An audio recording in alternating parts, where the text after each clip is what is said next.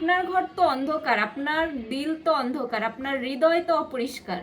আপনার হৃদয় অন্ধকারে রেখে আপনি অন্যজনের আলো দেখে বেড়াইতেছেন, অন্যজন কি করতেছে, আরেকজন কি করলো সেগুলা দেখতেছেন। কিন্তু আপনি যখন আপনার ভিতরের আলোটা জ্বালাবেন, আপনি নিজের আলোটা জ্বালিয়ে দেখবেন যে আপনার ভিতরে যে কুৎসিত দিকগুলো আছে সেটা আপনি বুঝতে পারবেন। তার জন্য কি করতে পারেন? আপনি নিজেকে নিজের সাথে কম্পেয়ার করেন যে আমি কতটা ভালো।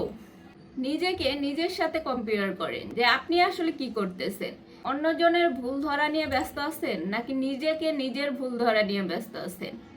যখন দেখবেন যে আপনি নিজের ভুল ধরতে পারতেছেন, তখনই আপনি ভালো একজন মানুষ হয়ে উঠবেন, আপনার ভিতরে আলো জ্বলবে। আর যখন আপনি শুধু অন্যের ভুলটা দেখতেছেন, তখন বুঝে নেবেন যে আপনার ভিতরে এখনো অন্ধকার রয়ে গেছে, সেই জন্যই আপনি অন্যের ভুল দেখতে পাইতেছেন। নিজের ভিতরে আগে আলো জ্বালুন, নিজের ভুল ত্রুটি ধরতে শিখুন, তারপরে গিয়ে অন্যের ভুল ত্রুটি দেখবেন।